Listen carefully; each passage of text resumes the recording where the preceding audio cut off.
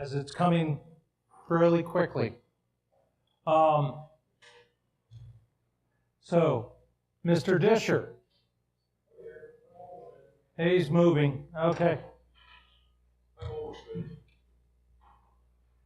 He'll hand you that. So, I'm a Catholic. Off with an invocation, and I kind of use my faith, Catholic faith, to use some of it, but I also look at different stuff that I have in my stuff.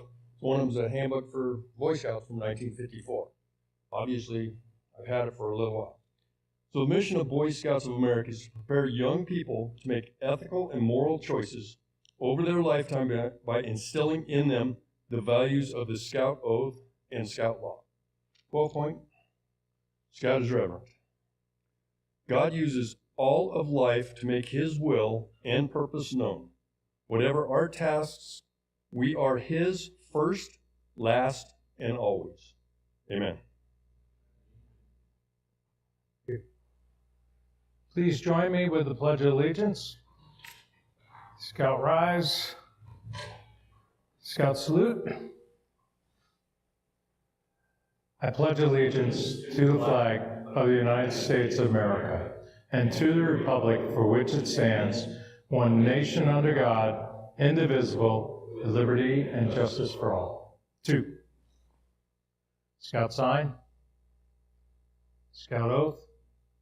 On my honor, I will do my best, do my duty to God and my country, to obey his Scout law, help other people at all times, keep myself physically strong, mentally awake, and morally straight. Scout law? Trustworthy, loyal, helpful, friendly, courteous, kind, obedient, cheerful, thrifty, brave, clean, and reverent. Outdoor code. As an American, I will be clean. Yes, be clean in my outdoor manners. Be careful with fire. Consider in the outdoors. Be conservation minded. 2. Thank you. Okay. We still need some volunteers.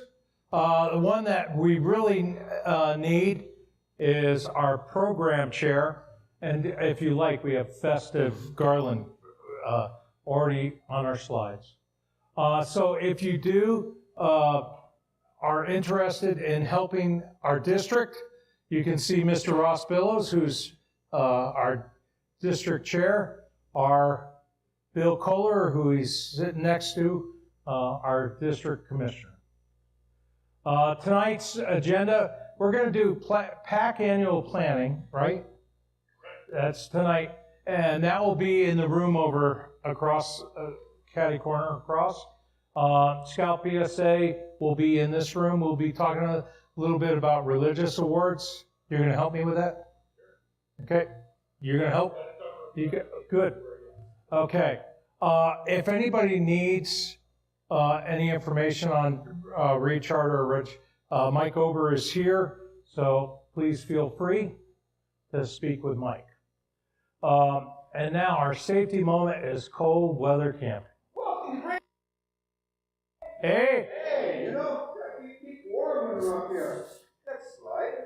We're going to be talking a little bit about, you know, how to stay warm in the real cold weather, you know, cold weather safety, eh? Now, you got to remember the 3 W's. Wind, wet, and warm. Wind, insulate with nylon parka, polypropylene, and have shelter. It's always good to have a real nice, you know, winter coat when you're out there in the cold. Something that has multiple layers in it, like this one's got reflective stuff on the inside, you know, and then on the outside it's got some really nice windbreaker. And, you know, always stay dry, because the worst thing you can do is get wet. Now, with the wind, that'll take all your heat away right away, but if you get wet and you have wind, boy, oh boy, you will get real cold, you know. And always remember to change clothes before bed. Warm. Always keep warm. Have layered clothing like I've got on right now.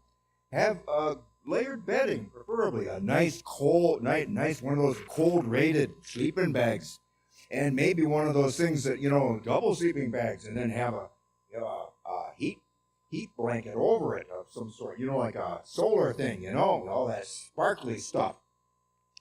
Now, always wear a hat or maybe a toque, like this. Nice wool will work really well. I have wool gloves and maybe some something that won't get too wet. And then always have a heat source available, like a fire or maybe some sort of something to keep you warm in case some of the kids get really cold. Now, just don't put that fire in your tent. You're right. Now, stay hydrated. It's real important to do that because, even though it's cold, you really need to have water. Make sure you drink a lot of water and maybe like broth or soup. Gatorade will work. There's other cool things you can drink, but it's always good to have it. And have it warmed might help a little bit. Eat well. Carbs and protein are always good to have. Wear appropriate shoes, boots, and bring extra clothes, especially socks. Now, if you're going up in the snow, you probably don't want to be wearing these tennis shoes here, You might be wanting to wear something like a, winter boot, And then just make sure they're appropriate and nice and warm, especially. And maybe have some extra liners with them, too, in case they do get wet. Now, there's a couple training type things out there. Ook pick used to be something we did up at Tahosa. I'm not sure where we're going to be doing it, but if and when it becomes available, make sure you take it. Y'all just missed Brad's excellent presentation on winter cold safety just last Wednesday. And he can do it for any unit that you really want. Just contact Brad over here, and he'll be glad to put on an excellent performance. Excellent. Always check the forecast before you go, because sometimes it might get warm up there, but usually it gets a lot colder. And most important, have fun. And that's the safety moment for this month. Thank you. Thank you. All right. Some quick announcements so we can keep going. We now have a Google Calendar. And if you need it, that is the QR code. And all of these announcements will be on the Google Calendar as well in a PDF form. The Black Feather Condouree sign up is open now, right? And it's up at Golden Gate Park. It's the first weekend of February. Now, we are talking about religious awards tonight, and this church where we meet is going to be doing a pray program shortly. This is a lot of words, but it's over there, so pick one up, but I wanted to make sure I didn't forget it. We have a Pinewood Derby coming up for the district in April, but before that, we actually have a Commissioners College, which is not up in the slides, and that is February 15th, 8 a.m., 5 p.m., this right here. Okay. It will be open, registration will open shortly. Okay, Cub Scout Day, just remember, it's June. I had to look. So that's coming in June. Location to be determined. Registration will open up in January. And then we have the outdoor trainings coming up in May. So registration will be open soon for those. And again, these will all be these slides will be on the district site. We have Wood Badge coming up in spring. If you do not know what Wood Badge is, you can ask almost anybody in the room. Ask Kyle, Randy, me, a bunch of us. And you got a great course director in Toby Williams. Order of the Arrow, Eric's not here tonight, but January 8th at 7 p.m. that will be the next chapter meeting at St. Andrews, and then there'll be the annual lodge banquet January 11th. And don't forget, troop elections are coming soon. Evie and Asher, do you have any news? So we want to thank everybody for their efforts with this Douglas County recruitment night. we were able to recruit 41 new Scouts. So that's huge for us. Yeah. Yes, I guess thank you. And we are going to push even harder for recruitment in 2025.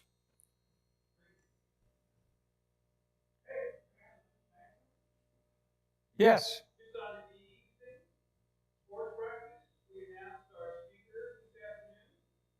Got any Rockies fans? Hi, thanks. We announced our speaker for Sports Breakfast this afternoon. So if we've got any Rockies fans or baseball fans, it's going to be Charlie Black. And so, yeah, so that's really great. Sports Breakfast is awesome. It's a well-run program. It'd be great if you have a business or person you work for might want to sponsor a table at Sports Breakfast. That'd be awesome. If you need more information, see me. Two items that are not on slides. One, if any of you did scouting for food and your units did it, thank you. If you have done it and have not recorded it, please let me know, and we will need to get that recorded. Also, yesterday and this past week has been Colorado Gives, and I think I saw a number out there. It was like 170,000, something like that. So everybody, thank you for your generous support to scouting. Next month will be January 9th, and we will be doing scout books for, whoops, I switched those, didn't I? Oh, well. So at Scout BSA, we're going to be discussing Cub Scouts, and no. So we're keeping you on your toes, keeping me on my toes. So we'll be doing that. We'll also, for Big Rock, Clay has a group coming in that will be talking about community and scouting resources for our scouts with disabilities. So that's an important topic. If you have somebody that you know with scouts with disabilities, that'd probably be a great roundtable. You don't have to be a leader to come here. So I think that would be a great opportunity. He also will be doing the Scout BSA Scout Book talk. Yes, Clay. Here, take. So this may be of interest for some of the parents. The group that administers benefits, developmental pathways for this county and a couple surrounding counties, we're going to have a speaker from there. So while they'll give general information, if someone wants that more general information, there's a lot of resources out there for families. And I think a lot of, even though Douglas County is pretty affluent, parents who have kids with special needs need the extra help. So it'll be a great resource. And I confirm with them today. That's fantastic. My daughter works with children with autism, and it's amazing the things that I hear and how much that they have to go through in order to get some help. Now, Big Rock is incident reporting, and this will be Mr. Kohler. And here, I can do it this way.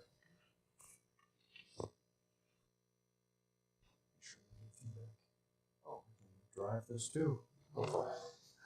Okay, good evening, everyone. I'm Bill Kohler. I'm District Commissioner. Before I start my brief comments, I just want to thank my roundtable committee, Wayne, Jared, Chris and Christine, everyone else who supports Roundtable. They put a lot of time and effort in through the year to try to make these monthly programs of interest to you. But let me emphasize, these programs are for you. So if there's something you'd like to see us do, if you've got feedback that can help us improve our delivery, please let us know. We'd love to hear that. So talk for this month is on incident reporting. And what I'd like to do is just give everybody the briefest of introductions, refresher, reminder about incident reporting in Scouts. So what are we talking about when we talk about incident reports? Well, guess what? I couldn't find any good definition on the BSA website. So my own definition is they are factual, timely reports provided by unit leaders to councils concerning incidents that occur during scouting activities which affect the health and safety of our scouts. Now, there's 3 separate categories.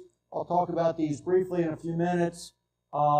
Separate reporting tools for youth protection violations, general health and safety incidents, and also near misses.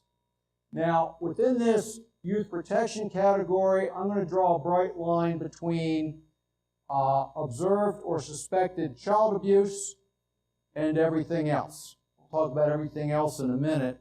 But first and foremost, mandatory child abuse reporting. This comes right from youth protection training. If you witness or suspect any child has been abused or neglected, regardless of whether the suspected abuse happens in a scouting activity or you think in the home, school, church, anywhere, there are mandatory requirements and resource links. And those are available actually on the youth protection website within Scouting. Couple of quick steps on reporting child abuse. Number 1, ensure the child is in a safe environment. And that includes, if necessary, engaging law enforcement. Step number 1. Number 2, in cases of injury or medical emergencies, call 911.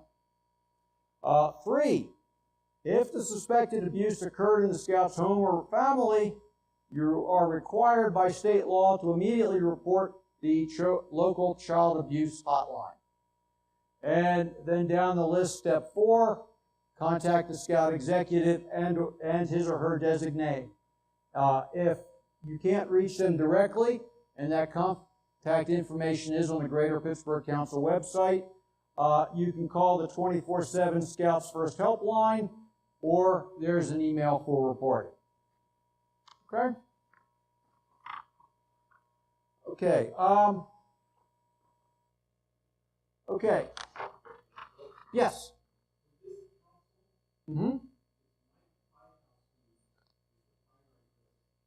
For Greater Colorado Council, Mike Fivehouse is the person you should contact. If you don't know, is the Deputy Scout Executive.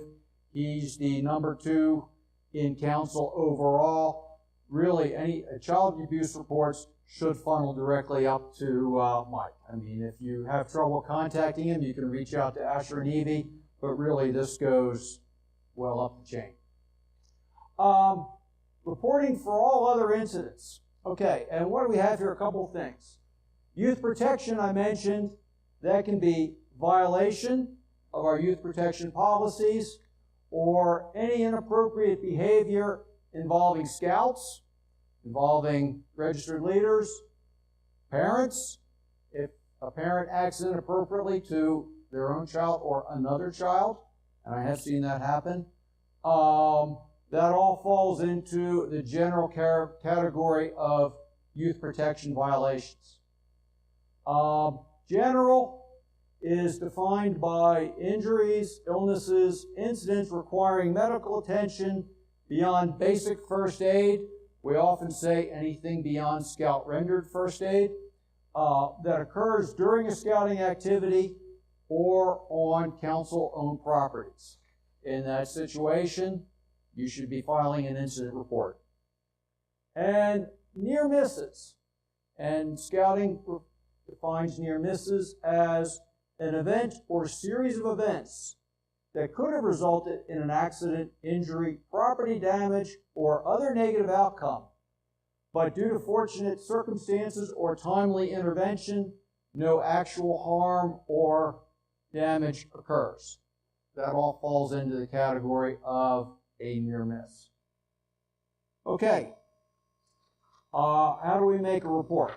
Now, unfortunately, we're sort of blocked here, but if you go to the main Scouting website, there is a link. Okay.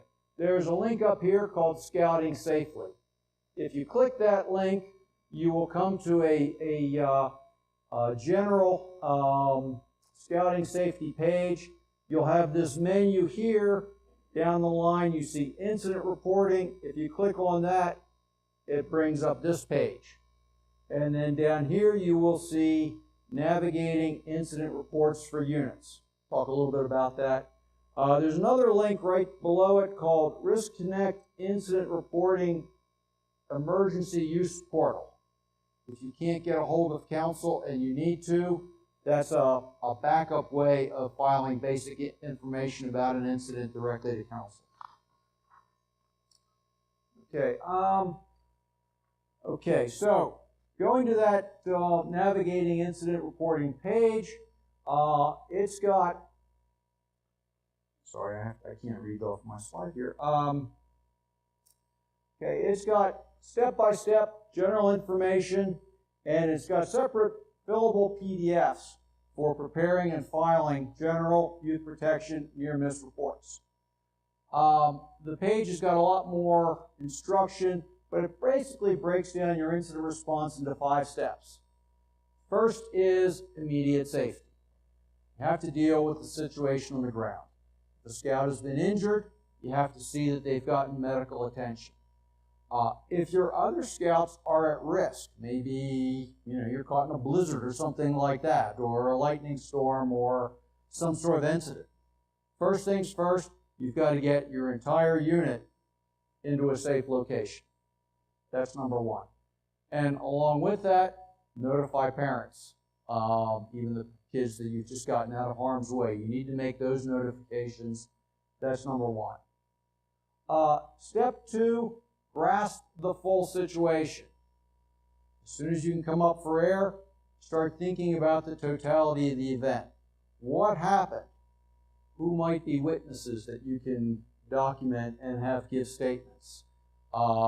Just try to get the whole big picture. Start taking notes, put it in your mind, so that once you're back safely home, you can pull up the reports and start documenting the report. Step 4, notify local counsel, which would be filing a report per the instructions.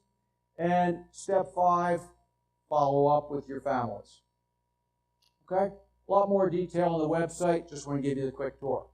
Now, there may be some cases where step 4, notify local counsel, moves up to step 2. Okay?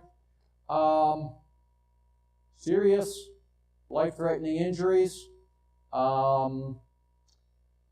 very significant youth protection concerns, and I like to say anything you think might show up on the 10 o'clock news. You don't want Mr. Fifehouse watching TV and find out that there was a traffic accident involving a scout troop. You want to try to make that initial contact first, even if it's this happened, we're still gathering information, we're still taking charge of the situation. Want to let you know we will follow up. And that also allows counsel to start engaging for any support that they may need to provide. Okay. Lastly, this is more administration. Why do we make you file these reports? Well, here's the official answer. Incident reporting strengthens BSA safety culture, benefiting everyone involved. It raises awareness of potential risks, prompting swift preventive actions. Additionally, it drives improvement by highlighting systemic issues and refining policies for higher risk activities. This cycle of awareness and enhancement ensures a safer and better scouting experience for all. All true. My own simple brain puts it this way. Sorry you can't read this all. It enables counsel to respond to follow-up inquiries and take appropriate action. If you've got an issue where parents are likely to be calling headquarters, sure is nice to let headquarters know what's going on first. Avoids the appearance that as unit leaders we're trying to cover up or minimize an incident. It allows for continuous learning and improvement. And I threw number 4 on here. Lessons learned, maybe shareable events for our roundtable safety moments. As much as we like seeing John bundled up in a heavy coat, from time to time, if it's appropriate, you may have something to share that we can all learn and benefit from. Any quick questions on that? Okay, thank you.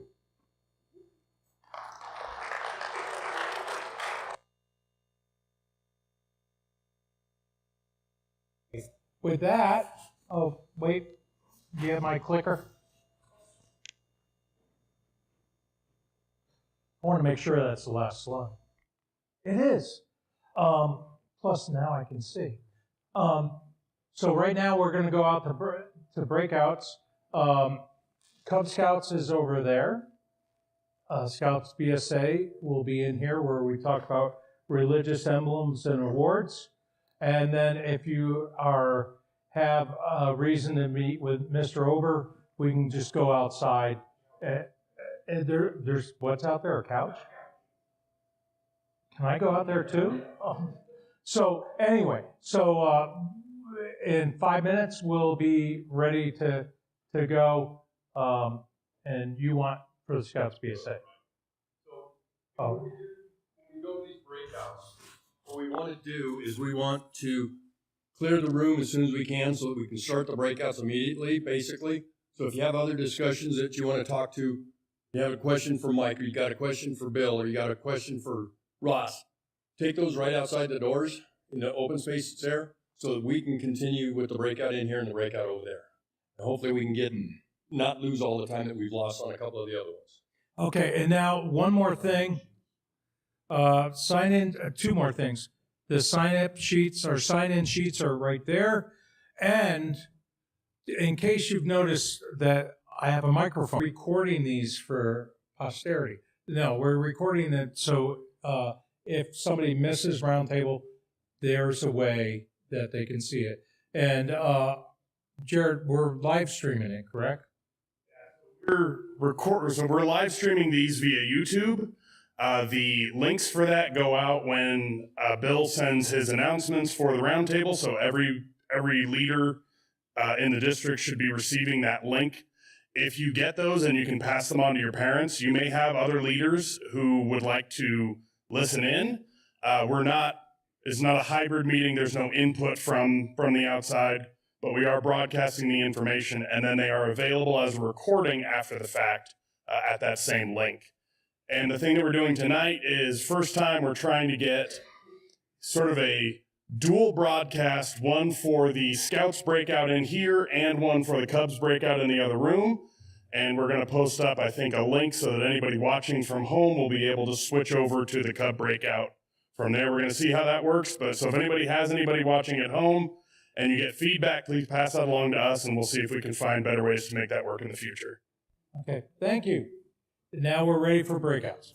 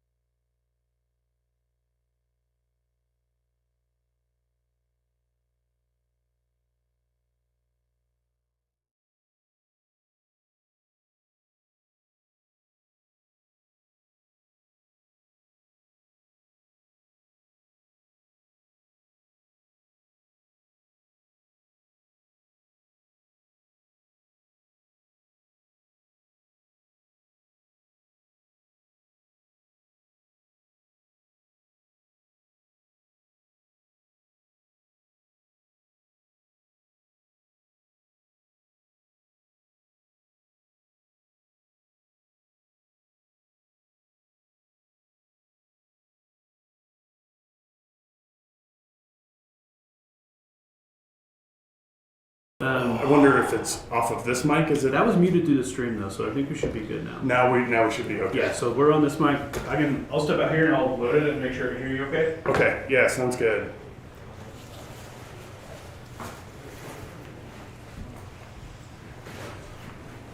Okay. Whew. I've got some good stuff here. Are we sound good? Yeah, you're streaming. Awesome. Fantastic. Thank you, sir. No problem. Is anybody watching? Maybe my wife. Just hold it over your head later, back. Hey, remember that time you messed up? What happened? 2 people. I thought you were working on this. Did you want to put, do something with that? Let's see. I think we've got. Okay. So I don't have all of these printed for everybody. I just printed a couple copies, but I do have a link at the end of the presentation where people can grab these off of the district drive as well. So we can probably get started. So here's what I wanted to talk about for how to make a plan. I'm just kind of buzz through what my pack does, and then I want to get input from everybody else and like how your pack does it, what you like, what you don't like, what works, if anybody has questions on stuff.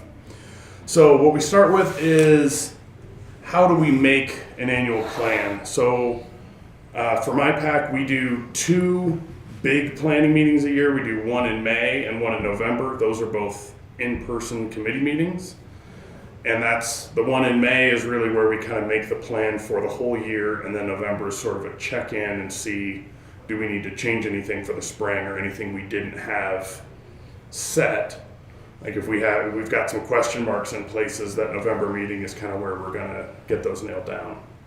So that's what we do. For us, those 2 meetings are in person. The rest of our meetings are over Zoom.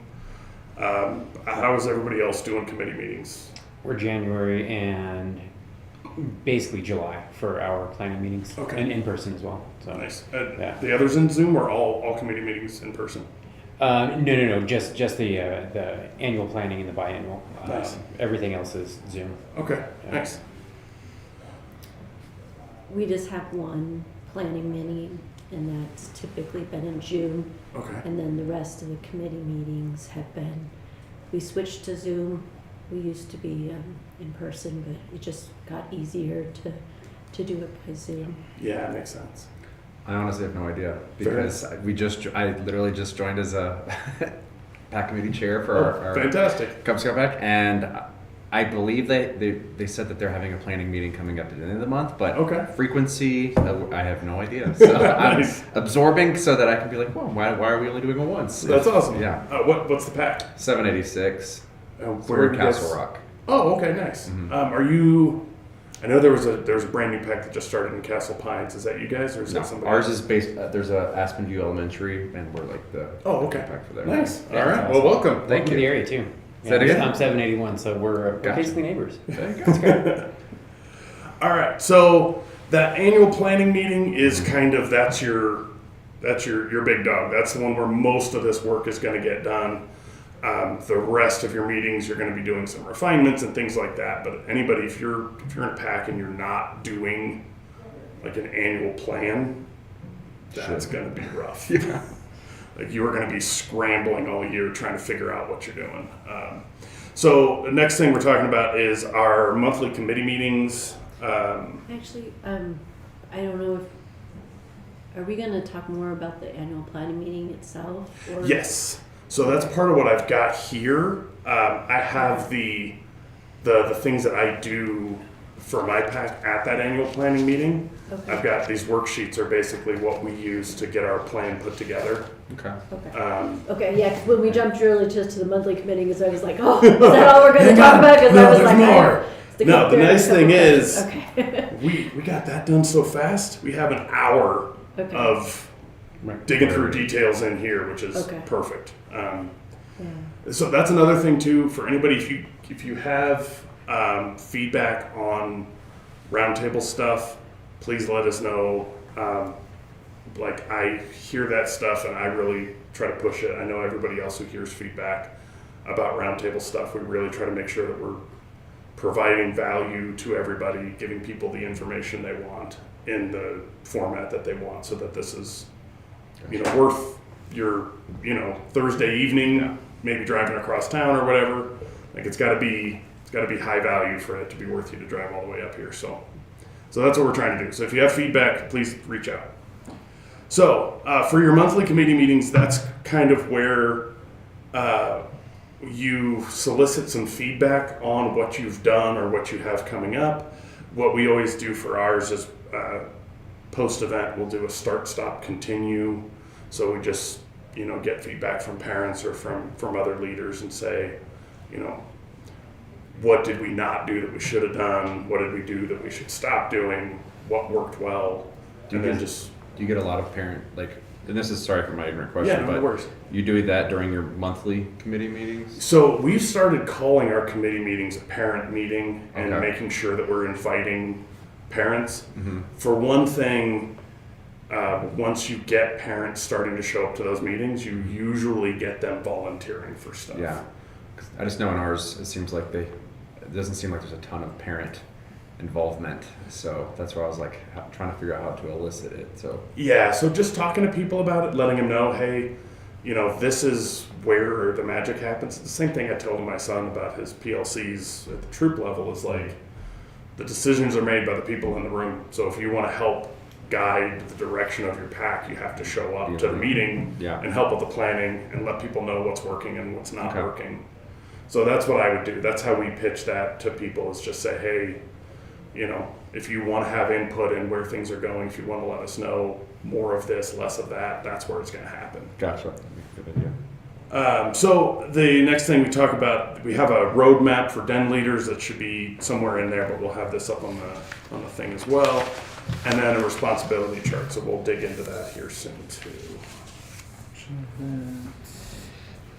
All right, so and we're at a lull. Do you have a couple minutes to say what you got to say? So it's real quick. So you guys saw me up there. I'm the district chaplain.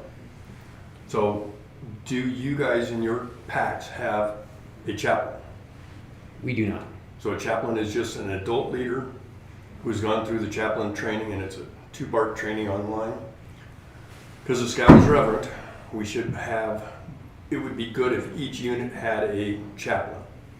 And at every meeting that we have, or every group outing meeting, whatever you're doing with your packs, because we're talking packs right here, we should have a reverent moment of some sort, an invocation, a benediction, similar to, I don't know if you guys do Cub Scout or Cub Master Minutes. Same type thing, but it's more faith-based, and it's faith-based on your beliefs as a interfaith session, not a non-denominational session. As a Cub Scout pack, we can't have chaplain's aides, which are scouts who would be overseeing the duty to God part of. But as a scout pack, we can't have a chaplain's aide if you have a den chief who would want to fulfill that role.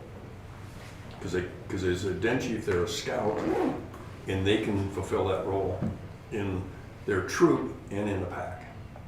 So it work kind of both ways for them, or they could be just for the pack unit and not for the troop. They could do it just for the pack unit if they prefer, because some of them may not want to get into that in the pack or in the troop right away.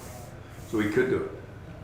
The training's simple. It's, like I said, it's two short sessions for the packs. It's online. It's under the training thing. I think it's less than a half an hour total for both of them, and it just kind of explains just what I just said. If you got questions about that, I'll be walking around, and I'll be at almost every round table, because I enjoy coming and talking to you and seeing you guys. What are the requirements to be a chaplain, or that you talked about? To be an adult chaplain, the requirements is, you have to believe in your faith, whatever your faith is. Doesn't matter what faith is. Or I guess the training that you have to go through. It's two things online. It's online training. It's like the den leader and My Dot Scouting. Mm-hmm. Yeah. Okay. MyDotScouting.org, and go to training and then search for chaplain, and I believe it's only 2 sessions. When I did it, it was only 2 sessions. And I looked at it, and now I've been doing duty to God.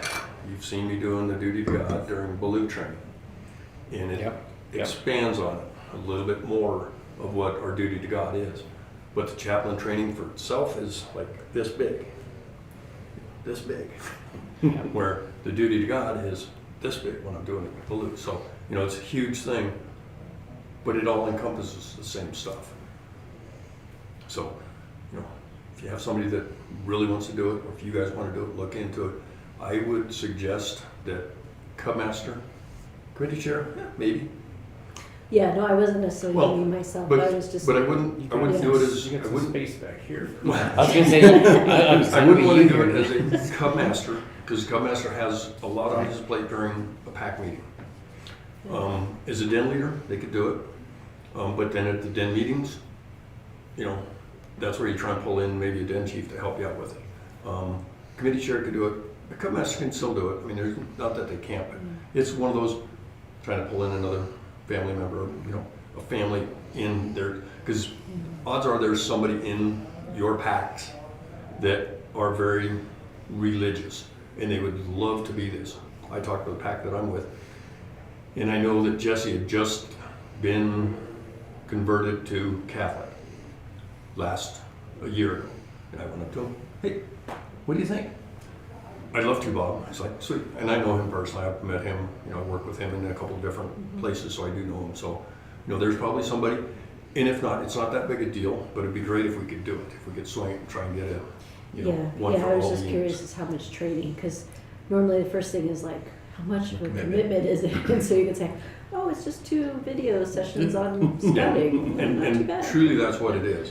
And then, you know, there's different books. I mean, you guys have done my Blue training. You've seen my books that I use for, you know, duty to God. I've got probably 15 or 20 different books that I use at different times. My faith base is Catholic, so I pull stuff out of my Bible. I saw right out here around the corner, there's a Bible sitting right here. You know, that obviously it's open, you know, you can use it. The Torah, that I run stuff by Greg, he's Jewish, so I run stuff by him saying, hey, will this work? I said, we'll make sure if you're using something faith-based, that you tell them, I'm a Catholic, this is out of my Bible, how my Bible reads, and this is, but it really pertains to what scouting is. And there's a lot of those that are in the Bible and in all the books of worship. So, yeah, if you go up to my.scouting.org, and you can go up and look, and pull up the chaplain and see, and then, you know, you'll see that, okay, it may show it's 45 minutes on the 2 videos. So, all right. Nice. Sweet. Thanks. Awesome. Thank you, Bob. Thank you. All right.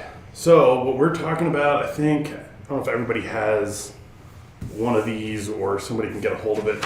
And what I've got at the last couple of slides on this thing are QR codes that will take you to these files that you can go download this whole presentation and a PDF of those worksheets too. So this is what we do for my PAC is we have like a den meeting roadmap where essentially we've got every month, if you have your den leaders trying to come up with a plan of what they're going to work on, we kind of have this as a guide. So nobody has to do this, but it just makes things easier, especially with the new program where you can do joint meetings, you can do a PAC meeting, and everybody's working on a common adventure between all the ranks. So that September, we work on Bobcat. And used to be we did a Bobcat college where everybody just kind of did the same thing. The one that we tried to do this year worked pretty well, but we have some refinements that we're going to work on for next year. But that's just kind of the idea, is that you have a guideline. So when your den leaders are looking at, oh my goodness, what am I going to do? I got to plan, you know, meetings for all of this time. You say, well, hey, for this month, let's work on, you know, October, weather's usually pretty good. We can get outside. Let's work on outdoors. So if we need to plan a hike, if we need to plan a bike ride, if we need to plan, you know, camping trip or something, we can usually get that done in October. So that's kind of what we're looking for. December and January, we usually put like family reverence in December because that one's done at home in most PACs. And we have a lot of time off from school. I don't know if everybody else runs this way, but we kind of follow the DCSD calendar. So if they don't have school on meeting day, we don't have a meeting that night.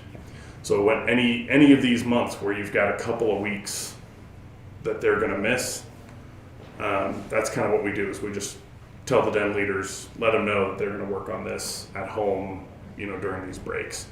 Same thing. October has fall break. March has spring break. So those kind of things, you kind of work around that. And what I like about this too is, the September being Bobcat, if everybody followed that does work in conjunction with Journey to Excellence too, because I think you have to have X amount of percentage for your whole pack to be completed Bobcat in that first. That's what, they really want you to knock that out very first. Right. So this, and you are more than welcome to use this same setup if this makes sense and you like it. More power to you. But basically mirror image how we do it. Yeah. It's exactly how it is. But I also gave you the worksheet where at your annual planning meeting, you could go through with your pack and say, all right, what do we want the dens to work on in each of these months? And you kind of plan that out. Go ahead. Yeah. Sorry, I have a question. So when do you do the kind of crossover and like the awarding of your, like the new the neckerchiefs and all the other stuff? Advancement, yeah. Because we've always typically done it in May, and that was kind of like our cutoff point for when they got the ranks, and so we had to be done with electives and requirements and stuff in May. Yeah. But I mean, some of these are the outdoor electives and things. You guys still keep doing them. So do you guys give options to continue awarding electives through the summer? So what we do is we do our AOL crossover at blue and gold in February, and then the rest of our ranks advance in April. Okay. But you don't, even once you've handed somebody the patch and the neckerchief or whatever else, and we don't do the neckerchief, we do the badge at that crossover. When they advance in April, they're still the same rank until June 1st. Mm-hmm. So even when you hand them the badge, that's not what starts them working on the next thing. What starts them working on the next thing is it's June 1st, new program year starts. Right. Oh, so okay. So June is actually electives in the next rank. Exactly. So June, the whole summer is the next rank for the whole next year. So yeah. Okay. Because I was sitting there going like, wow, you guys do trying to cram some more electives in the summer. If they go to summer camp, they're treated as the next rank. Yeah. Okay. So really, it's the electives for the next year's rank. Exactly. Okay. Yeah. So that's basically that June 1st mark. Okay. Is where everybody advances to that next rank. That's where they start working on that stuff. But even if you were to tell them, hey, you're all done with your required adventures in March or something, they're still that existing rank until June. They can keep working on electives or whatever else. And if there's somebody who is out of town or missed a bunch of stuff, there's nothing stopping them from catching up all the way until June 1st if they need to. Yeah, because we normally do it. It's like you're done in May. Yeah. And then there's so you're pretty much done. So so I'm sorry. I guess I was just confused by the this is just how I do it. This is very much not how everybody has to do it. So but you guys get started on the next year's activities during the summer. Yeah, but nothing required. We just do fun electives. We do a lot of outdoor stuff in the summer because that's when we've got the weather and the light and everything else. There's a lot of people traveling, so we don't get huge attendance at most stuff, but we have a lot going on. We always tell them, bring a friend to the summer events, because they're usually like, we're going to meet at a pool, or we're going to go to a park, bring your friends from school that you live, or your neighborhood you live by that aren't in Scouts, and let them see a fun, get together. And then you guys go play, I'm going to talk to their parents for 20 minutes. So, I'm sorry, I was kind of caught up. So, for the outdoor electives, have you already chosen what outdoor electives you're going to have done at the parent meeting the prior year? Or how do you have chosen which electives you're going to do that summer? For us, what we do, our June meeting is our bike rodeo. Okay. So we know that we're going to do cycling adventure for everybody at that June pack meeting. We also have a family camp event in June, so we have camping adventure for everybody. Then I think for July, this last year for the first time, but I think everybody loved it. We're going to keep doing it. It was water rockets. So we did the water rockets. So we kind of know what we're doing, and then for us, August is a pack picnic, kind of like everybody getting back together, after the summertime. So we know what our activities are going to be, but we don't have regular den meetings for the summer. We just have pack activities, and we usually try to have 2 to 3 organized pack activities each month through the summer. And then we also have several, like sometimes the dens will choose, I make a scavenger hunt through the summer, and then the dens will say like, hey, who wants to get together and go do, as a den, go do this scavenger hunt. But they can also go do that as a family. That's kind of how we started it, actually. So not all of your pack activities correspond to adventures no. or ranks. We do a lot of stuff that's just for fun. Okay. Like there's a lot of stuff that we do that doesn't. Okay, because I kind of got caught up in the electives thing. I was like, yeah, you guys are all banging out all these elective adventures, and I was like, God, you guys are hardcore. You'll bang out adventures at adventure camp too. We didn't align until this year, so we were literally like, we're just gonna get together as a pack. Yeah. There's no requirement we're working towards it. Now I can. I'm like, everybody with your bike. Yeah, everybody's got an aquatic adventure. Yeah. And there's so many electives now, and there's so many common electives across all the ranks that you really can say, all right, hey, den leaders, we're going to do a pool party. What do we need to do to get your den, their adventure, that we can make sure we have everything covered? Yeah, because you could do a cycling one, and you could do a I did. one, and I made a really complicated plan for the cycling adventure to try to get all of it done, and it didn't work terribly well, but I got a lot of really good notes. So the next one is going to be way better.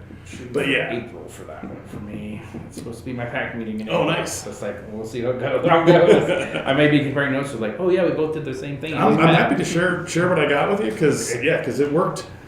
It would have worked better in a different venue. I think that was like a big part of our problem, was that everything was just kind of too crammed together. We didn't have enough separation. So our next plan is finding a better spot where everybody spreads out a little more. But I will talk your ear off about it. I would say I did the cycling elective last year in April for my den, and it snowed. Oh, yeah. It was literally snowing as we were like. Big fat tires for everybody. I was actually thinking about that. I was like, can we rent a parking garage? Would this be good? So we used to do cycling in July, and it's so hot. Yeah. And the spot that we had that we were working on it was like zero shade. Like western facing flat asphalt parking lot, and it was just brutally hot. And so that's why we shifted it to June, because early June's not quite as bad. The thing that I think we're actually going to be trying to do this year, we had done it a couple of years ago, and everybody really liked it. And so I've gotten quite a bit of feedback here this year that people miss that we haven't done it for like a year or two now. But our first thing that we're going to do in June is just like a hike somewhere in town.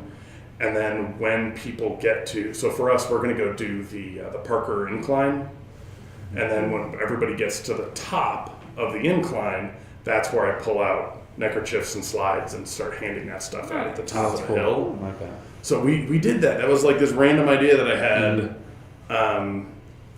And we started that because like back then I was that was our pack meeting was just a hike in June, and now we've started doing a hike every month.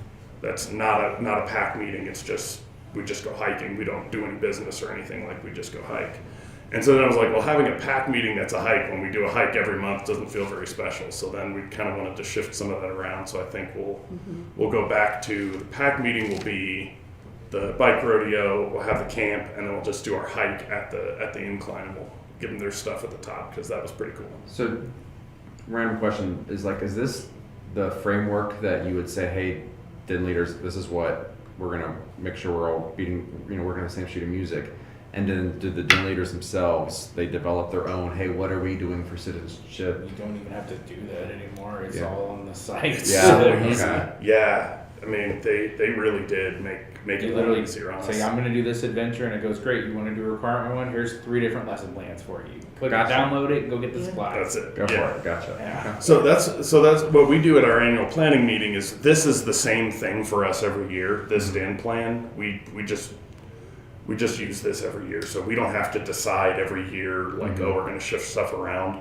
What we will do is if we get feedback at some point during the year from den leaders and they say, hey, this didn't work in this month, or something like that, that's where we would revisit if Gotcha. we needed to, and we'd shift stuff around. But at this point, this matches up pretty well with what we're trying to do. Okay.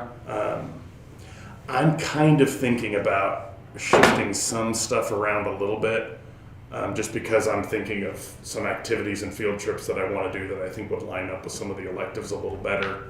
But we'll figure that out when we get there. But that's why you've got a worksheet, so you can just run a blank worksheet at your meeting and say, hey, here's what we can do, and then then your den leaders kind of know, all right, I'm gonna look at what is my outdoor adventure, what is my citizenship adventure, because everybody has the same stuff. Yeah. It's just so much nicer.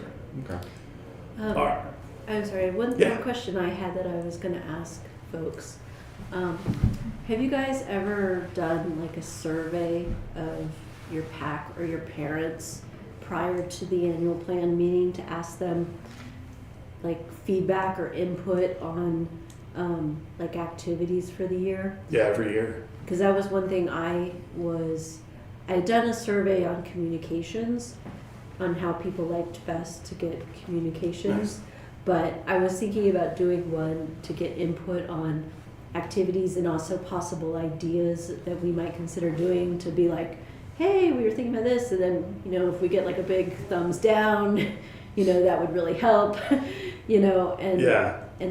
and so I was gonna ask, would it be possible to get your survey? Absolutely. Yeah. Just so I don't have to create the wheel Are from you scratch. on the Discord? Yes. Okay. Yeah. Drop me a message in the Discord or just post up Okay. in there. And I know you're new. Mm-hmm. If you want to jump into the Discord, Sure. I've got a. Thank you. Absolutely. Yeah, because I think I would really like to get, I Thank like you. getting data. Yeah. And, And that's a big. and any feedback from parents that, if everybody goes, yay, on something, and boo, I mean, Well, that, it super helps you grow Yeah. as a pack. I mean, if you're not listening to your families or even asking, Yeah. then Just you're, stop coming to stuff. Yeah. yeah, exactly. Well, that's a big thing that we get every year. Is we always say, "What was your Scouts' favorite activity?" Is one of our questions, and we get like no more than 3 of the same answer, like across the board. Like everybody loves a lot of different stuff. Like we don't have one thing that's a huge hit. We've got kids who say the popcorn sale is their favorite thing of the year every year. I don't get it. I'm like, man, I work real hard on the rest of this stuff. Like, Like, I don't even have to build that app. I just need it. You're go do but this. so we ask them that. We ask about communication. Like, what's your favorite way? We talk. Like, we always do that. We do that prior to our annual planning in May, and then we take that feedback. And then usually my committee chair will kind of summarize what we get from those results and put that on the. So a lot of this stuff. These slides, I pulled them directly from my PAC's May meeting presentation that my committee chair puts together. So these are just slides directly from the PowerPoint that he does for us for that. And then there's more to it, obviously, but he'll have things like, based on our survey, people really liked this. They said we need to work on this, and then we kind of use that as a guidepost, and then check in November at the second in-person meeting and say, here's what people said they wanted, how have we done on that, what can we do to continue to improve. Okay. So this is my PAC meeting calendar, so you can kind of see we have so we got bike rodeo. You do 2 pack meetings a month? Pretty much. That was one of the pieces of feedback that we got. So we heard from people. We have a lot of folks who are real big into sports. People travel a lot. So people weren't able to make all of our den meetings.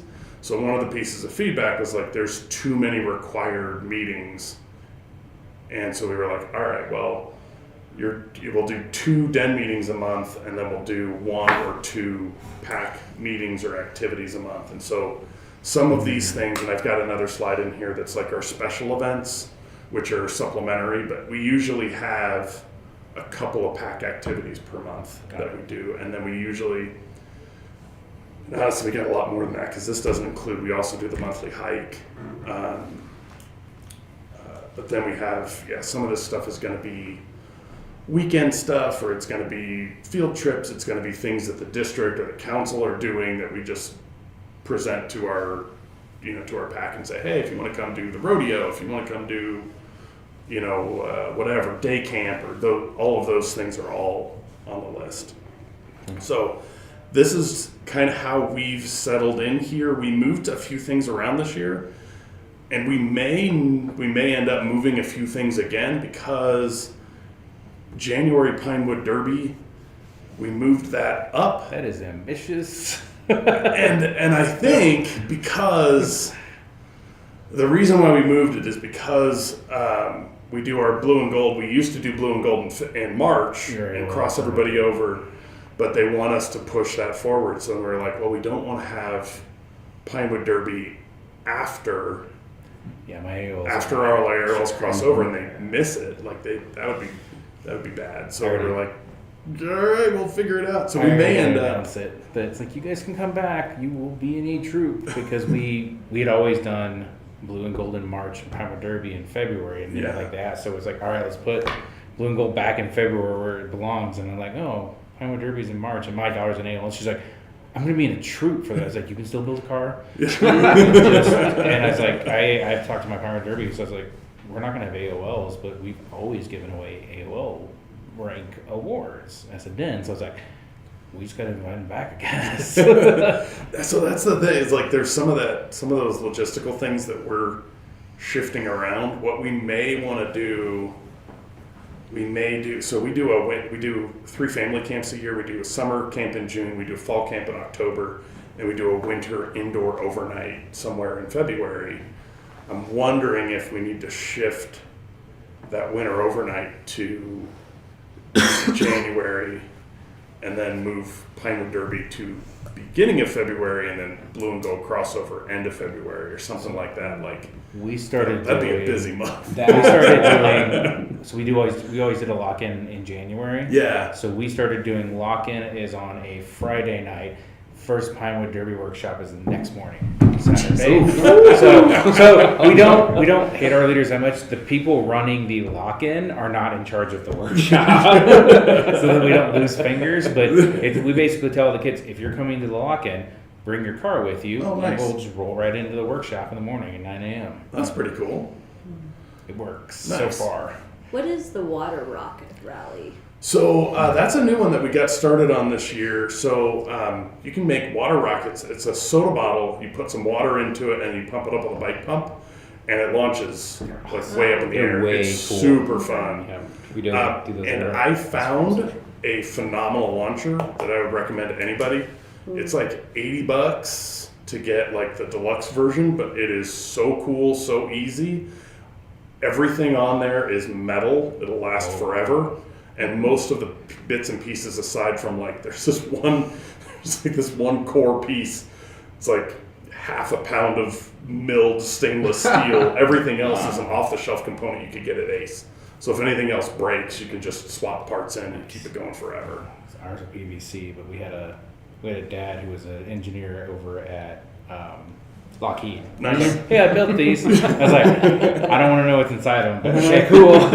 So I've got a dad who he does CAD drawing and 3D printing and all that stuff for a living. I was like, all right, man, can we make this thing? And he was like, probably. And then he was real busy, and I was like, okay, I just bought one instead. And he was like, oh, thank goodness. Here's a billet of aluminum. Make this thing happen. So I'm aggressively leaned on him to help me make our new regatta tracks, and I'm having him help me make our new crossover bridge, all the rest. So it's real dangerous in my pack to let me know that you can do something. It's like, I'm gonna find a way to leverage that. Do you hand out family interest forms with the disclaimer complete? Yeah, right. Oh no, we don't let them know that. We just like, oh hey, cool. Oh hey, look at this. Look at all these engineers that are in my You've been told. I tell them, like, I'm like a reverse T-Rex. My vision is based on movement, but it's if you stand still, that's when I see you and give you a job. So you look bored. Yeah, that's it. So yeah, this is what we do. I know a lot of packs, it sounds like their pack meetings are fairly similar month to month, and we have something different every single month. So we don't have like a standard pack meeting format. Every pack meeting is an activity that is something different every month, but like that's just how we do it. I know a lot of people have their standard thing and they really like it and it works for them. So whatever works for you, that would just be what you would put into your calendar and figure out, like, what do we want to do month to month? And when you're planning it out, you just think about, all right, what's the activity, what's the date we're going to have it when you're planning that month, that annual calendar. Yeah, I think that's partly why I want to do a survey, because I've noticed we have declining attendance. I think because we have the same meeting at several months, and so it's like, if you've been there, 6 years with your scout and you're on the 4th year of the same activity, you're probably like, well, maybe we can miss it this year. I've already been there 4 times, Yeah. So, I would still, I kind of mentioned this last month, I would still be really interested in having a breakout session of people's ideas of pack meetings. It's in about 3 slides. Okay.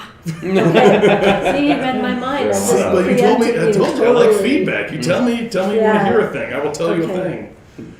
So one of the things that we do to prevent that, and we've started doing this, is we try to have a 3-event rotation for a lot of these things. So if it's otherwise going to be similar, we do like a 3-event rotation. So for our special event number 1 in September, we did Hawk Quest 2 years ago. We had a guy come in named Party Safari. He brought a bunch of like snakes and lizards and bugs and stuff and brought those in, and the kids got to touch them. And then this last year was our 3rd in that cycle, and it was the South Suburban Parks and Recreation have a mobile van that they bring that does activities. So they brought that out to the meeting, and they have like a flood table where the kids get to like dig a riverbed, and then they flood the whole thing and like see how the erosion works, and like it was really cool. So we have that's like a 3-year cycle. So if a kid's in there for 6 years, they'll do everything twice, but it'll be separated out enough. We're hoping that still feels pretty fun. It's not too repetitive. Different at 6 as opposed to like 10. Exactly. So that's kind of the idea. We're doing the same thing with the indoor overnight. We did Denver Aquarium the first time, we did Cheyenne Mountain Zoo the second time, and now this next one we're going to do the Plains Conservation Center out in Aurora.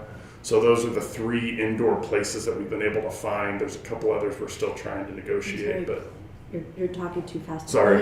Plains Mountain. Plains Conservation Center.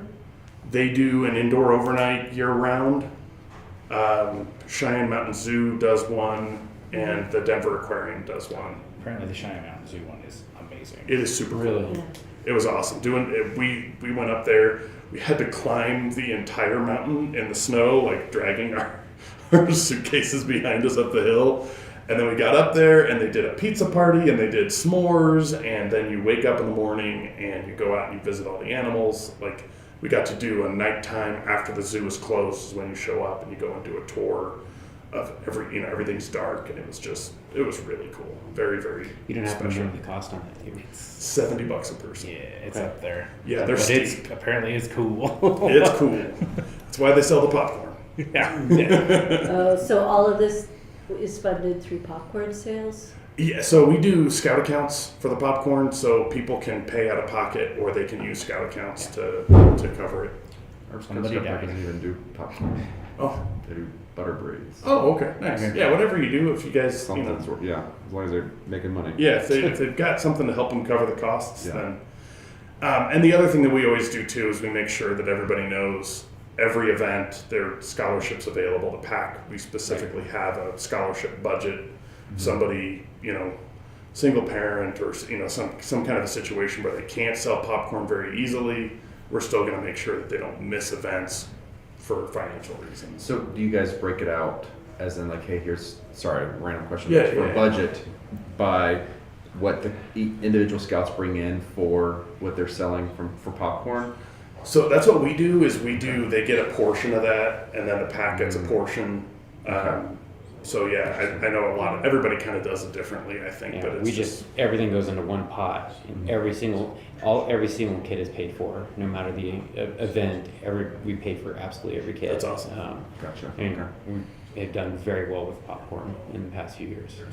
So we've been very blessed, but yeah, you guys are knocking it out of the park. Yeah, we top 10 every. Yeah, we hit 60 this year, so we were pleased with that. We were so close.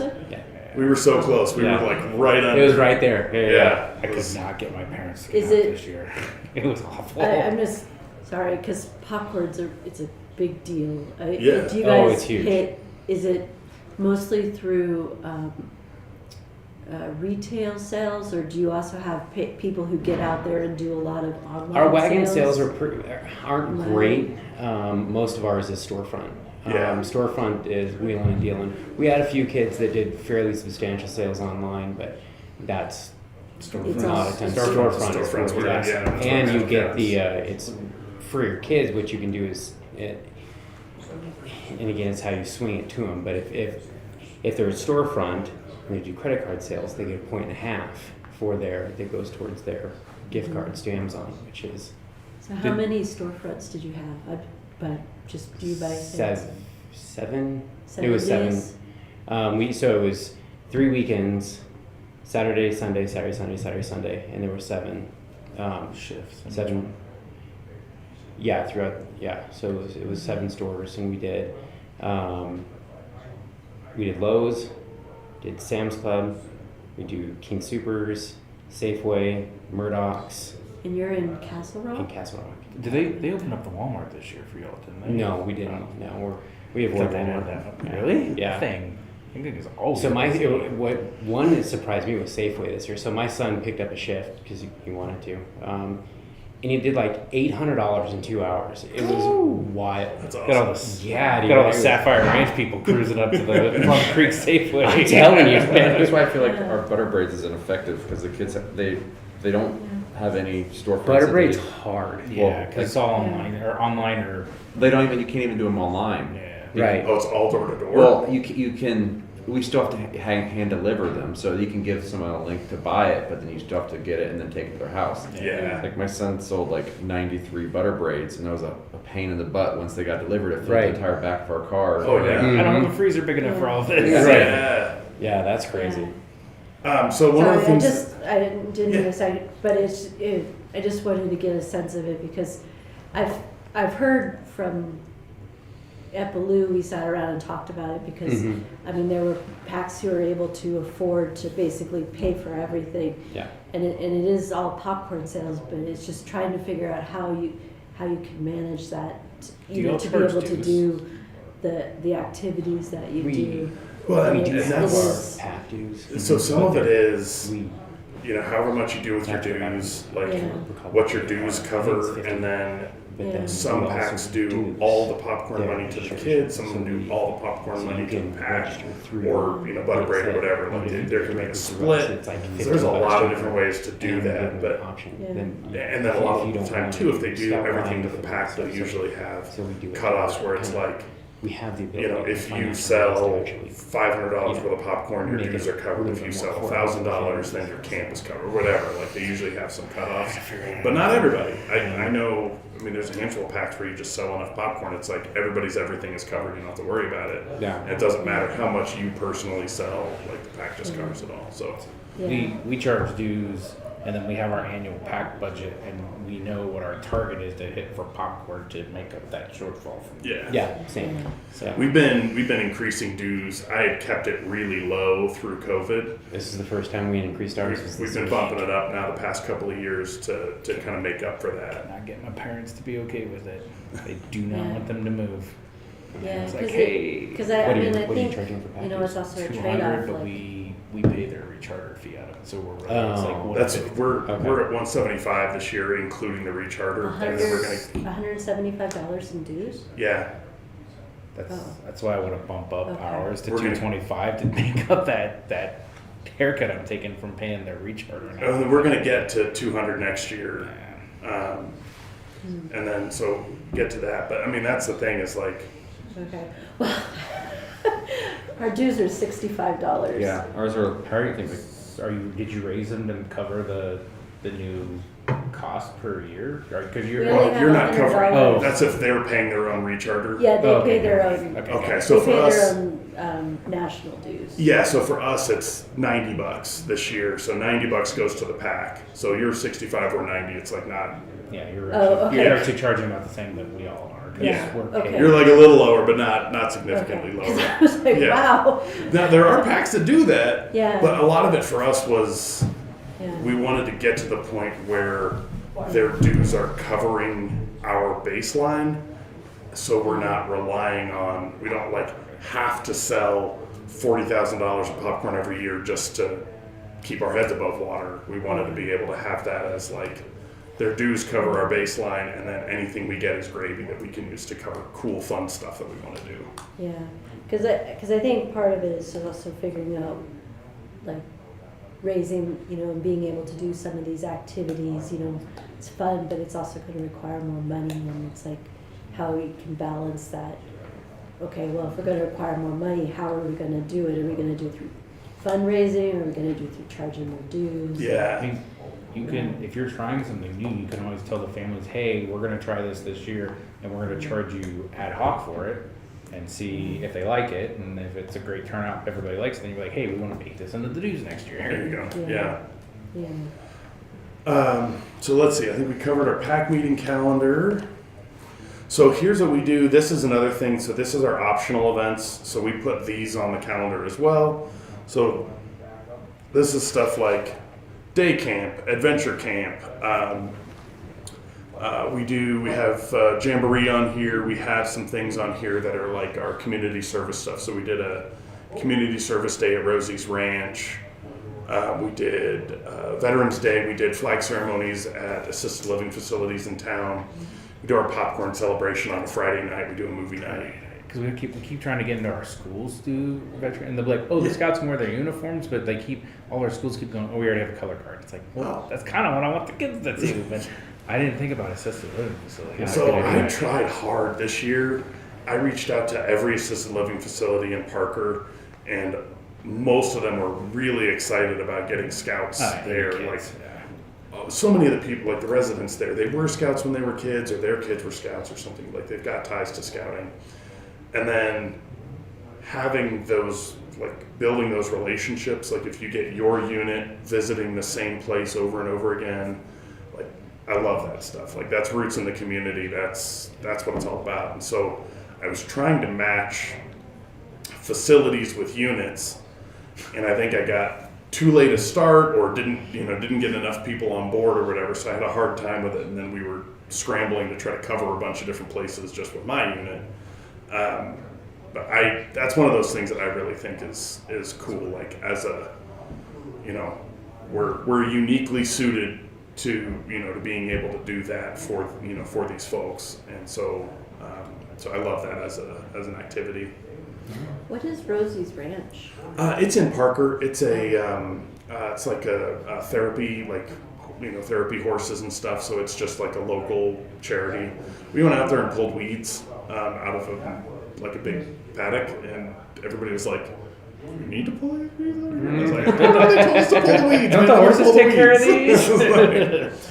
Fine, like maybe they just didn't have a really great idea, but it was cool. Like we went out there, we pulled weeds. Some of the kids dug holes. Some of the kids dug way too big of a hole and made a problem for the horses, and then we had to fill the holes back in.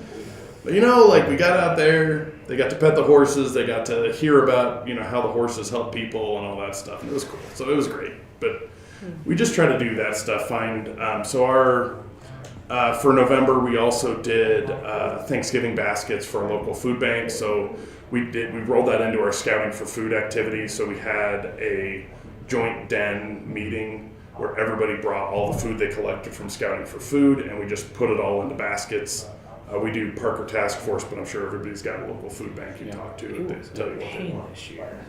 Like they gave us that list of food banks. We showed up at one. Like, okay, I emailed the people. I was like, remember, here's Scouting for Food this day. We're gonna bring it here. No response. Nobody was there on Saturday. Really? We went to ours and they gave us a tour. Like we had a bunch of scouts show up. They gave us a tour of the whole place. Yeah, I actually took my den back to the food pantry in Castle Rock, and for actually for one of the requirements, and it was great. We just got to get fantastic on board here. And we ended up we worked with the same place, our Parker church, Task which Force. is this one, they do we their worked own with them food for drive. our So we adopt families for Christmas as well. Like everybody brings gifts.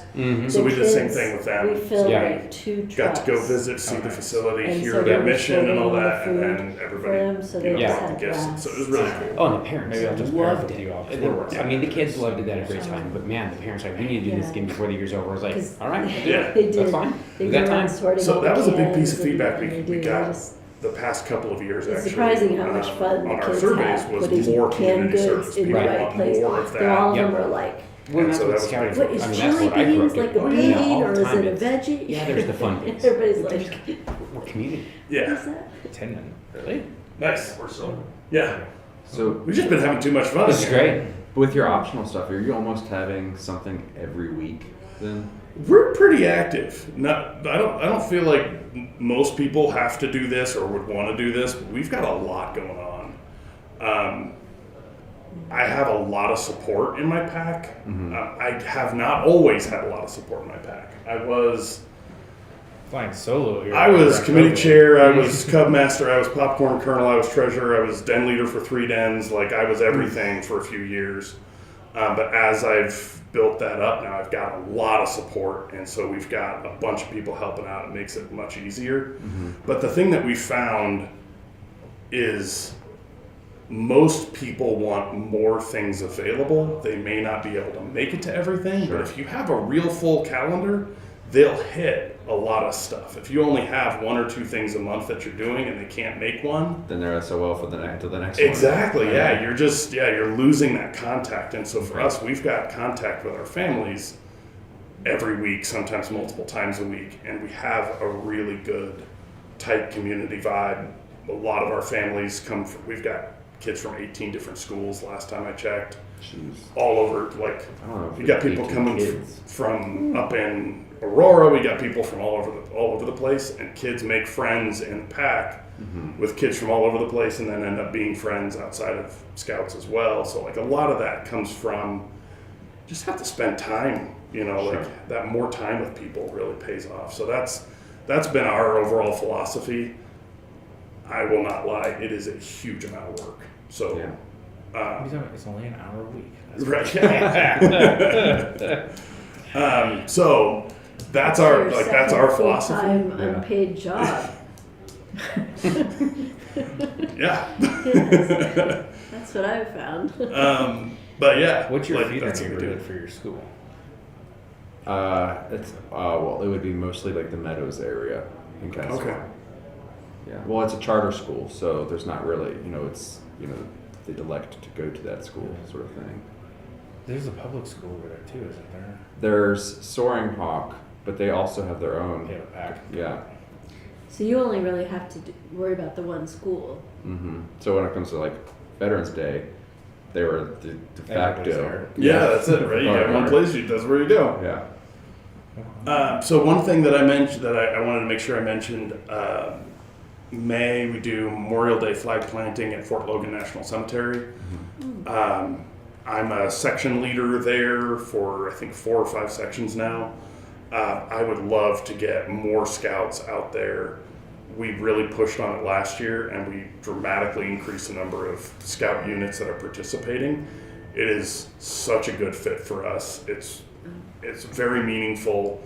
Almost everybody that I've ever gotten out there to do that, even one time, is like, this is what we want to do for Memorial Day every year. Like, you get people out there one time, they see what it's about, and they just want to keep doing it. So I'll be promoting that real hard again this year. Wait, you could put my name on the list. We've got our pack on the list. I've got family out there. Oh, that's awesome. Yeah, so Yeah. that's what we've seen. Yeah, I'll make sure it gets on our That's awesome. list. Yeah, I'll be Yeah. posting it in the Discord and everything, Okay. just to make sure that people know how to sign up. Because that's really cool. And you do it on Memorial Day or do it like the It weekend? is. I think it's usually the Sunday before, but I'll double check. Sometimes, I think it's almost always the Sunday before Memorial Day. Okay. Okay, and then here, I know we're really low on time here. So this is the other thing that we do is we do something to every den level. So every pack meeting, the one big pack meeting per month, has a den that's in charge of that meeting. So every den is in charge of 2 meetings per year, except for the Lions, they just help. And if you'll notice, the way that we have this set up is it's always like arrow of light with Webelos helping. So that way, year over year, the Webelos get to help one year. The next year, when they're arrow of light, they've seen that event, they kind of know what's involved. Then when they run it, they've seen it. They were involved in the planning a little bit. They kind of show up early, they help out. What do you mean by actual, because for at least my experience at our pack meetings, it's set up, but I don't see any den participation. I run my pack meetings, and this is largely this. because of how we do our pack meetings, Sure. where if we're doing the bike rodeo, we need people to show up early to set up cones. We need people to, so if we're doing our holiday party this year was Tigers and Lions. A lot of what I'm trying to do, it's been me running most everything for a long time, but now what I'm trying to do is get more ownership pushed onto other people in the pack. Mm-hmm. They come up with really cool ideas, things that I never would have thought of. So we used to do a white elephant gift exchange, and everybody was crying all the time. And it was terrible. And then somebody had the idea to do a book exchange. And so now everybody brings a wrapped book, and then we have a table full of extra books. So anybody who gets a book they don't like can just go up and swap a book. No tears. Yeah. And it's turned into a really fun thing. And we also used to do a full meal for that one, and now we've gone to just treats because it makes it a lot easier. There's a lot less organization, a lot less time spent. So here's your candy cane. Yeah. So that's where giving a lot of ownership to different people and letting them try different stuff, or they pick a theme, they pick whatever it is, I let them take a lot of ownership, make a lot of choices. Gotcha. And then they're also the ones who are going to show up early and help set up, and they're going to help tear down. So we kind of do that, so we spread that around a little bit, but everybody has a couple that they're primary in charge of, everybody has a couple that they're helping, except for Lions are only helping, AOLs are in charge of a couple, and then they also help. There's a couple that are pack leadership really runs them. So our rodeo. June meeting is our bike rodeo. This past year, pack leadership was really running that, largely because June is kind of tough for folks. Everybody's shifting. Nobody was really sure who was doing what. People aren't really settled in yet. So we were pack leadership can run that one, and Arrow Lights will help out. So that's the other thing that we do that helps a lot. So I've got a chart for that in here where you can kind of go through and figure out what your pack meetings look like, and you can fill out your own stuff. And then here's the last one that we've got is what should we do at a pack meeting? So this is what we do, and every pack meeting is based around some kind of activity or event or something like that. So we don't have any pack meetings that are just everybody shows up, we do some skits, we hand out awards, and then everybody goes home. We used to have some of those, and we've just kind of filled in over time with more things that different kinds of stuff. Doesn't mean you have to do it. It is a lot more work, but that's what we do. Similar to what we do too is like our pack meetings. We really focus on the fun aspect of scouting. You know, that's when we do these. I mean, most of those we do as well. I mean, they're fantastic. That's where the families have fun. And then the den meetings are let's get down to business. We got to get these. So that's kind of what I'm counteracting that same problem you're having, where it's like den meeting attendance is fine. They're there doing their adventures, and pack meetings was starting to slide. So I did it this year. It's been okay. I started handing out belt loops at pack meetings, so if they wanted their stuff, they had to come. But I am trying to not get sucked into the trap of every single pack meeting is flag opening, announcements, hand out some belt loops. All right, parents, go over here and talk to the other adults about whatever the next upcoming event is while I entertain your kids with games. Yeah. Right. So we used to do awards at pack meetings, and it ended up being like every pack meeting kind of turned into that. And then so we started pushing awards back to den meetings. And also I let everybody else deal, like all the leaders, I let them deal with their awards because I was trying to manage awards for everybody. That was awful. No way. I have an advanced picture who puts the little baggies together, but now I've gotten where it's like, okay, we're going to call this den up and I'll hand out stuff, and like one kid won't have been to a meeting so they don't get a belt loop, and like it's over in the corner crying. I'm like, I can't prevent this. I'm not running your den meeting. But yeah, I'm going to try to. I thought it would help improve pack meeting attendance, but I had half my pack at the meeting this month, so it has not moved the needle for me. We do advancements at pack meetings, but it wasn't. It's always been the way. It hasn't been necessarily to improve. But I thought it would be something. It's like, oh, the kids are getting the awards in front of all the people. It's going to be like, a nice big thing. But yeah, I think it's really what we do, our activity during the pack meetings, because it's the same calendar. And so I am curious about Space Derby, Rest in Peace. Poor Space Derby. Was it just we lost the Space Derby. We used to do Space Derby, but we lost it. Yeah, they don't do it anymore. They stopped making the kits. So we finally got good at it. Well, you could do it. You just can't find the kits. Yeah, you can buy other kits and stuff. So we made a track. I made a winder that was really cool. It was like acrylic, and I used like 3D printer parts to put a drill on it. I would wind 4 of them at once. It was amazing because the first Space Derby I ever organized was the worst thing I've ever done in my life. It was awful. Is it like a car that's like a rocket? It hangs off of a fishing line and it has a propeller on it, and it just it's like another race event. Think about the ring gutter regatta, but on a string. Yeah. Oh, I see. And it's got a rubber band propeller and it's a disaster because the rubber bands break and the propellers like come loose. So we finally got really good at it, and then they canceled it. But what are you gonna do? So yeah, that one. So we just did like this is a lot of what we try to do is you get outside. So you're going to go to a hike. You're going to go to a playground. You're going to go to some new place that's cool and different. You can go like do one of those historical walks around town. I'm sure there's like places where there's like old buildings and you just go and walk around. Like there's a ton of stuff that you can do. Everything new. Everything's new. This was built in 2017. Nobody was alive then. We do have the backcountry, which is nice, but if it's muddy, they close it. You go to the Highlands Ranch Mansion, but that's really kids aren't that excited about it. Littleton has a historical tour. Yeah. Inglewood, I believe, still does a historical tour. Yeah, Parker has one every year that they run where you kind of get you get to go see the old train trestle and some other stuff that's pretty cool. Yeah, so there's some cool stuff out there for old time stuff. Yeah. Sorry. So over there, we talked about the Religious Emblems program, and I know you guys have heard, but starting January 5th, there's these flyers out there, is the clinic that's happening here at this church. It is predominantly aimed at Cub Scout aged scouts. There's 4 levels of award. They're doing the first 2, and God and Me is grades 2 through 3, and God and Family is grades 4 through 6. So this is, you guys are prime candidates to get this in. This gets your Cub Scouts started on an awesome path. It also gets them to wear a knot on their uniform.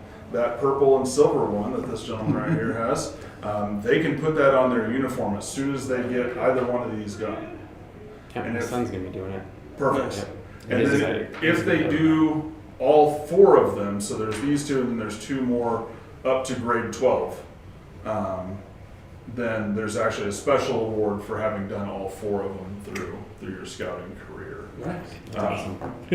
Which did not exist back in the Stone Age. You don't have to date yourself. No, it's Yeah, I didn't get anything cool like that. So if you guys are interested, these flyers are running around. It's 5 weeks here at this church on Sunday midday. And Andrew Campbell's helping run the Yeah, program. Andrew Campbell's helping run it. His kid had a band concert tonight. Nerd. I was such a nerd. I actually majored in music my first 2 years of college. So I'm such a nerd. I'm late for a D&D game. All right, you win. I think this like epitomizes all of scouting. Just like this conversation Yes, right here. yes. Let's face it. If you're not a nerd, you're not here. That's so to one degree or another. Mine's tomorrow night. Also, so if you guys want to do this, if you need help, if your Cubs can't make this, get a hold of him. He'll get a hold of me. We'll make something happen again. Nice.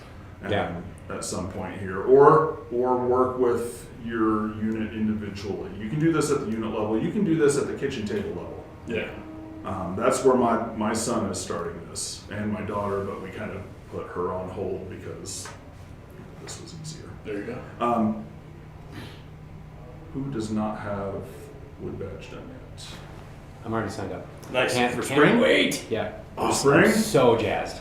Yes. I don't even know what that is. I intend Perfect. to go on It's so ingrained in saying September no when- at this No. point. No, I'm do so it. good at it. Do it. I got But it's 18. gonna be I got more fun. 18 years No. of saying I Fall will be I can't great do- too. I can't do So course. this card has both courses on it, front and back, spring and fall. We're breaking the rules. We don't care. Yeah, I just think, this March and April, So let me tell you the real reason to go in the fall Are you the course director? is because it's warmer. yeah, I just think that. That's why I'm doing it in the this- spring. No, This particular time is going to be a lot no, of yeah, snow. spring's great, Yeah. but it does get chilly. So I will be there. I will be one of the troop guides. Excellent. So you'll see me again there. Cool. Sorry for your luck, but Yeah, fine. no, it's gonna be pretty fun, pretty awesome. Nice. We're doing some cool things. Toby was trying to get me to learn how to play accordion for dinner or something. That's Like, amazing. I don't My think mom's that's- trying to get me to learn how to. It's like, I don't think that's gonna happen, dude. If you can play a piano, you're fine. Yeah, It's just a sideways piano with squeezies. It's like 2 of them. So anyway, for you, real quick, Wind Badges, Scouting's Advanced Adult Leader Training. Gotcha. Go to Baloo first. Yeah, do Baloo first. Do them both. Do them both. They're They're awesome. fantastic. Okay. But I'm committee chair for my pack, and so that's how I did it as a Cub leader as well. Gotcha. And it is fantastic. It will change your life. And it's good to do early. A lot of people wait until they're like Yeah. really far along. Oh, I gotta wait till I get 5 years in. No. Yeah, they're like, You got because 5 I'm like, I minutes won't in. know, but like, I did it pretty early, and it really helps you kind of figure out, like, the big picture, helps you lay out the path. You start So it's getting really it nice. right from the start instead of having to do all this, undo all the stupid things you've been doing for the last 5 years. Well, Baloo is also, I did Baloo just recently, and it's really helpful because you definitely for all the camp outs that you want to do. Yeah. And planning the camp outs. So. Yeah, they're complementary. They're not overlapping really. They're complementary courses. And for Baloo, the district is going to be paying for that this coming year. Nice. For Nice. every leader that gains. Yeah. Let's all sign up. Camp out with no kids. All of my leaders. We actually, emphasis on Wind Badger, we pay 2. Got it, thank you. for 2 liters every year. Oh, Because you grow, you just started doing that we last do year. half Yeah, for anybody who but wants to that's do still that. amazing. So I don't know. What's your name? I'm Steven. Steven? I don't know anything All right, about it. Steven. Yeah. Kyle. Kyle, it's good to meet Good you. to meet you. I'll see you in March. Yeah, I'll be there. February. Maybe with bells on. I don't know. You're allowed. Yeah. Going in I'll the do it. I usually end up with spring. bells at some point during the badge. You'll also see a lot of Gotcha. shorts and knee-high socks through the snow. Oh yeah, That's me. Camping That's on that's it. it. what I That's do. what I gotta do. I gotta crush the got my convertibles already. Okay, so Yeah. we're over time already. Check us out. I know we're very excited. Like we've had really good conversations. If anybody wants, so that's a PDF of the annual planning worksheets. So the things that you have in front of you, you can grab those. Everybody get their. Oh, is that for the all of them that you mentioned? So that is everything that I printed out. That's just the PDF of those 4 sheets that you would want to bring to an annual planning meeting. And then the next one, I also have a link to this presentation. So if you want to see all the stuff that's currently in here, that's already filled in with what my pack does, you can grab this presentation and then you can use that as a guide, or you can make fun of me for doing things wrong or whatever you feel like. That's just all you're gonna get in Discord now. Yeah, exactly. Nerd. Big nerd stuff.